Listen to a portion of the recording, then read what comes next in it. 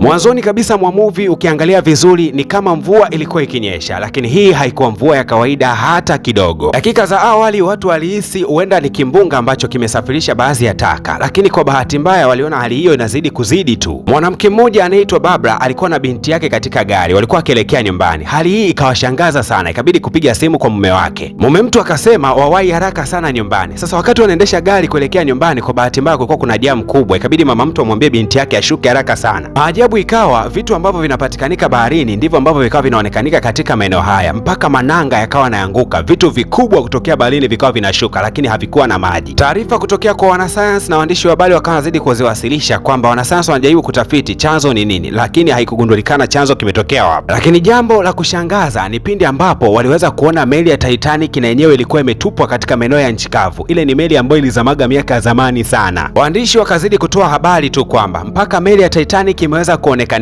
Kumbuka kwamba meli hii ilizama miaka ya zamani, tena katika vilindi virefu sana vya bahari. Hasa unajua bara lote hili lilitokea wapi? Mvuvi mmoja alikuwa anakunywa maji, akalichukua lile kopo akalitupia baharini. Hasa wakati wananyanyua nyavu zao ndio wakagundua kwamba wameweza kuvua na kiumbe fulani wa ajabu ajabu hivyo, wao wakapotezea tu. Lakini mvuvi mmoja akaona amfyatulie risasi yule kiumbe, na ni kweli alifanikiwa kumuua. Alafu baada ya hapo wakamtangaza katika mitandao ya kijamii kwamba wanamuuza kiumbe huyu. Lakini upande wa serikali waliagiza jeshi kwenda kupeleleza juu ya uwepo wa huyo kiumbe, kwani ni mara ya kwanza anaonekanika katika uso wa dunia. Na baada ya kumkamata yule kiumbe na kufanikiwa kumuua, walimweka juu kabisa, walimweka katika kikeji fulani hivi. Alafu baada ya hapo wakaendelea kumdiscuss na wakaanza kusema kwamba kiumbe kama huyu inasemekana alikuwepo miaka ya zamani sana. Sasa sifa za viumbe kama hawa zinafahamika vizuri kabisa. Kwa hiyo wanajeshi walikaa katika maeneo ya kando kidogo ya bahari, alafu huko ndani walimwacha binadamu mmoja anayefahamika kama Morgan na mwamba mmoja anafahamika kama Sari. Usiku mzima walibakia hapo wakiwa wanamlinda yule kiumbe, lakini ilipoweza kutimba mishale ya saa 11 alfajiri, kuna kitu cha ajabu aliweza kushuhudia ndani ya kile chumba. Kama ardhi ikaanza kupoteza uimara wake, ikaanza kuregea na kama maji yalikuwa yanatokea ardhini. Ghafla tu bidada akaanza kushuka ardhini. Mwamba Morgan alijitahidi sana kumuita bidada Sari, lakini bado hali ilikuwa ni tete tu, kwani bidada ni kama alikuwa anavutwa na kiumbe fulani ardhini. Baada ya kummeza bidada ndipo ambapo kikaja kummeza na mwamba pia. Lakini wakati Mwamba Morgan ndio anazamia dakika za mwishoni, alikuwa amehitaji msaada, lakini kwa bahati mbaya wanajeshi hawakuweza kufika kwa wakati. Lakini kuna kiumbe akatokea katika maji na akaenda kuchukua ule mwili wa kiumbe mwenzao. Masoja wakawahi haraka sana eneo la tukio, lakini wamefika tu wanakuja kugundua kwamba hakuna Morgan wala hakuna Sari, lakini pia yule kiumbe hayupo. Pale chini ambapo muda wote palikuwa pametapakaa maji pakawa pakavu kabisa. Wakajaribu kuwapigia simu ila wakashangaa ile simu inaita chini ya ardhi. Kitu cha kushangaza, walipokuwa wakifukua pale chini wakashangaa na ukuta mwili wa mwamba, alafu ardhi ni kavu kabisa. Sasa wakaanza kujiuliza ameingiaje huyu mtu katika ardhi hii? Hasa yule msoja anayefahamika kama Bariki, huyu jamaa kumbuka kwamba ndio mume yule bidada anayefahamika kama Barbara ambaye tulimuona mwanzoni kabisa. Mke wake yule ambaye ni mweusi alikuwa amekabiliwa na kimbunga kizito ambacho tuliweza kukishuhudia mwanzoni mwa movie. Sasa Mwamba ndo alikuja kugundua kwamba yupo katika misheni mbaya kweli kweli. Ikabidi Mwamba Bariki amuulize bidada mmoja anayefahamika kama Ana kwamba huyu kiumbe ni wa aina gani, lakini Ana akasema hawa viumbe bana wana mtindo, kama mmoja akikamatwa wanaweza kuwasiliana na viumbe wenzao. Na bidada akaendelea kuongea kwa kusema kwamba walikuwa wakiishi katika ardhi yetu kwa miaka zaidi ya 1000, lakini baadaye wakahamia katika makazi ya baharini na waliwaacha binadamu waendelee kuishi kwa uhuru. Na bidada akasema hawa viumbe wanakaa katika bahari ya vilindi virefu sana, lakini inaonyesha wameanza kuitamani tena ardhi, ndio maana wameanza kusogelea maeneo ya ufukweni, ndio maana wavuvi walifanikiwa kuweza kuwavua. Na mara ghafla tu hawa viumbe wanaofahamika kama Homo Hakwa wasi waliweza kujitokeza tena katika maeneo ya fukwe ya bahari, na alikuwa anahitaji kuongea na wanadamu. Kasema muliua binadamu wetu mmoja, kwa hiyo na sisi tumeweza kuwaua wa kwenu wawili, hivyo hatuhitaji magomvi tena na nyie, tunahitaji amani. Na akazidi kueleza kwamba msituchukulie kwamba tuko wachache, tukisema tujitokeze nyie binadamu ni wachache kabisa. Tuko baharini, tumeishi mafichoni kwa muda mrefu, lakini hii ilikuwa ni ardhi yetu kutokea mwanzoni, na kwa sasa tumechoka kuendelea kuishi mafichoni, tunahitaji kuwa jirani kabisa na nyie. Hivyo basi likajengwa daraja kubwa sana ambalo lilikuwa linatokea baharini kuelekea katika maeneo ya nchi kavu. Kiasi fulani ilikuwa ni utalii mkubwa sana, kwa sababu watu walipokuwa wakihitaji kuwaona hawa viumbe walikuwa wanaona kiurahisi zaidi, kwani kulikuwa kuna kioo kikubwa sana kinachotenganisha maji pamoja na hawa viumbe Homo Hakwa. Lakini kuna mwanamke mmoja alijitokeza na kusema kwamba kwamba nilipokuwa nakaribia kujifungua, ghafla tu mtoto wangu alipoteza maisha kutokana na kemikali ambazo mlikuwa mnazimwagia katika maji. Wakajaribu kuanza kumwomba msamaha, lakini huyu kiumbe akasema yeye atazungumza na mtu mmoja tu, Mwamba Barrick. Akasema huyu ndiye mtu pekee alionyesha respect ama heshima kwa yule kiumbe wetu aliyepoteza maisha. Na kumbe Mwamba Barrick alipokuwa amemwona yule kiumbe amepoteza maisha, alipigaga ishara ya msalaba kiasi cha kumwombea yule kiumbe yani apumzike kwa amani huko aliko. Na hawa viumbe Omowakwa wakasema kuanzia sasa watakapokuwa wanataka kuzungumza na binadamu, basi watakuwa wanazungumza na huyu Barrick, ndiye ambaye atakuwa anawasilisha lolote lile. Basi Mwamba Barrick akaamuliwa kwamba kuanzia sasa hivi yeye ndo atakuwa messenger ama mtu ambaye atakuwa anatumika kutoa ujumbe wa wanadamu kupeleka kwa wale viumbe Omowakwa. Kwa Mwamba akakodiwa bonge la hoteli ambalo atakuwa anaishi, lakini jamaa alishangaa kulikuwa kuna ulinzi mzito. Lakini pia mke wake pamoja na mtoto wake walikuwepo katika chumba hiki. Kumbuka kwamba huyu mke wake sio kwamba ni mke wake mpaka sasa, walishakuwa wameachana, ila kwa sababu ana mtoto basi wanamlea tu mtoto. Lakini mwanamama Barbara alibaki analalamika sana kwa kusema kwamba kwa nini unakuchagua wewe kuongea na viumbe wa ajabu namna ile, wanatisha vile. Na leo ndio ilikuwa siku ya kwanza kikao cha Mwamba Barrick kuweza kuzungumza na wale viumbe Omowakwa. Alipofika tu katika kikao, kwanza hawa viumbe wakahitaji maji kutokea mtoni. Wanajeshi wakawahi haraka sana. Na ukumbuke hawa viumbe wanaishi katika maji ya chumvi, yani maji ya bahari. Walihitaji maji ya mtoni ambayo si maji ya chumvi. Lakini walipoyaleta maji, hawa viumbe wakasema hayo maji ni kwa ajili yako. Lakini Mwamba Barrick akiyatazama yale maji ni machafu, hawezi kunywa, lakini ndo ameambiwa kwamba anatakiwa kunywa, kwamba walimkaribisha maji. Lakini Mwamba akasema maji haya ni machafu na hayafai kuweza kunyweka. Basi huyu kiumbe akasema na hiyo ni matokeo ya uchafuzi mnaofanya katika mazingira yenu. Wakati sisi tunaishi katika uso wa ardhi yenu, tulikuwa tuna uwezo wa kunywa maji mpaka ya mtoni na yalikuwa masafi kabisa kwa sababu tulikuwa tu yachafu. Lakini Mwamba Barrick akawaahidi hawa viumbe kwamba watafanya juhudi katika kuyasafisha maji ili yawe yanafaa hata ukunywekwa. Huyu kiumbe akasema nimekupenda, ndio jibu ambalo alikuwa ameweza kulitoa wakati huo. Hasa Mwamba alipoweza kurudi nyumbani, mawazo kama yote nyakati za usiku, mtoto wake wa kike akawa amemfuata na kusema baba, mbona ulali? Lakini baba akasema inaonekana una hofu sana. Na mzee akamwahidi binti yake kwamba atampeleka nyumbani, asiendelee kukaa katika hii hoteli ambayo ina ulinzi mkubwa, ambayo inamkosesha kabisa uhuru binti yake. Siku ya kesho yake Mwamba Barrick akawa anakutana tena na wale viumbe Omowakwa na wakaanza kupiga tena maongezi. Na maongezi yao yalikuwa ni kwamba tumeweza kuwasiliana na viongozi wote wa dunia nzima na tuko tunaandaa mpango wa kuhakikisha tunayaweka safi kabisa mazingira ya bahari ili muweze kuishi kwa amani huko. Na wakaongezea kwa kusema kwamba mpaka kufika mwaka 2056 tutakuwa tumeshasafisha kabisa bahari kwa 56%. Lakini huyu Omowakwa aliposikia kwamba jambo hilo la kusafisha bahari litatumia miaka 40, akasema haiwezekaniki kabisa, alafu tena mtasafisha kwa 50% tu. Huyu Omowakwa akazidi kumsogelea Mwamba Barrick akasema watu wetu wanakufa kila siku, alafu eti tuwasubirie miaka 40 msafishe bahari. Mwamba Barrick alipokuwa akimtazama kiumbe huyu namna alivyokuwa anazungumza kwa hasira, basi akaanza kusema samahani, tunaomba mtusamee, tutakwenda kulitafakari jambo hilo upya. Lakini Mwamba Barrick akapendekeza kwamba kama viumbe wote tukashirikiana, nyie pamoja na sisi kuisafisha bahari, basi kazi hiyo inaweza ikaenda haraka zaidi, huenda hata kwa muda mfupi pia. Asa hawa viumbe waliposikia kwamba watashirikiana, basi ndio ile siku ambapo tukaweza kuona kuna makopo na makaratasi mengi akawa naruka mitaani. Kwa hiyo viumbe walipogundua kwamba binadamu ni wazinguaji tu, hawawezi wakatoa ushirikiano, basi wao ndio waliamua kuisafisha bahari kwa kuondoa kila uchafu ndani ya bahari. Wakati mabaraa hayo yote yanaendelea kule mitaani, bado Mwamba akazidi kuongea tu na huyu kiumbe. Huyu kiumbe akazidi kusema kwamba kama unataka niwasamehe, basi nawapa masharti matatu. Hatua ya kwanza, sitotaka uchafu wowote uweze kuingia ndani ya bahari. Sharti la pili, kuanzia sasa hivi kutakuwa hakuna meli baharini wala boti wala mitumbwi, na hakutakuwa na namna yoyote ile binadamu kuingia katika maeneo ya maji. Na sharti la mwisho ni kuhakikisha kwamba unajengwa mpaka mkubwa sana kati ya maeneo ya bahari na maeneo ya nchi kavu. Binadamu hawatakiwi kusogelea hata bichi. Na wakakazia kabisa katika maeneo ya Coco Beach, kule ndo kuna taka nyingi sana. Lakini hawa miamba ambao walikuwa wamemsindikiza Mwamba Barrick wakapaniki na kuanza kusema hilo haiwezekaniki bana, tutasafirishaje mafuta na bidhaa nyingine nzito nzito? Watu mule ndani wakapaniki na kuanza kuwafokea wa viumbe kwamba wanaanza kuwapanda vichwani. Lakini dude lililotokea mara baada ya mabishano hayo asikwambie mtu. Bwana, tukutane katika episodi ya pili na ya mwisho ambayo itakwenda kutupa majibu ya nini kitakwenda kujili. Kumbushe tu kwamba kuanzia mwanzoni ulikuwa na mimi naitwa DJ Paul na hii ni PVP Media Max. Picha hili lina sehemu mbili tu. Gusa alama ya kulike kadri unavyoweza, na kama bado hujagusa alama ya kusubscribe fanya hivyo. Hivi unajua kuwa PVP Media Max katika kitengo chake cha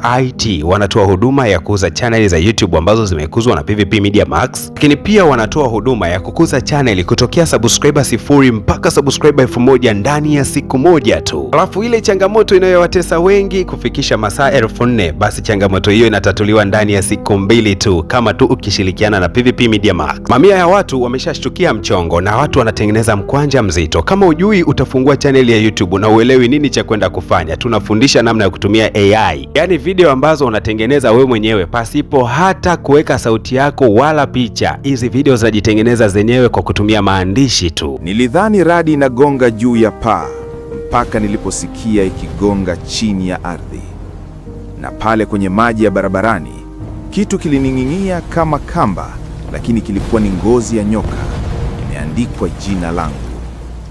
Kuanzia siku hiyo, pesa zilianza kutoka sehemu ambayo haiwezi kutoka pesa: kaburini. Mbona hii ni zaidi ya ofa? Yaani unajifungulia akaunti ya YouTube, baada ya hapo inakuzwa mpaka kufikia vigezo ndani ya siku moja, kisha baada ya siku 2 inatimiza masaa, siku ya 3 unafundishwa namna ya kutengeneza content. Alafu kilaini tu ukiwa nyumbani unatengeneza mkwanja mzito. Wewe bwana wewe, upewe nini? PVP Media Max ni zaidi ya burudani na ni zaidi ya ajira. WhatsApp katika namba yetu ya simu ni 0622113984. Huduma zetu ni gharama nafuu kabisa. Kwa shilingi 100,000 tu unatengenezwa channel na kukuziwa. Kumbuka, ofa hii itakapoisha gharama itakuwa kubwa zaidi. Wahi sasa, ipatia huduma yako, tengeneza ajira yako binafsi.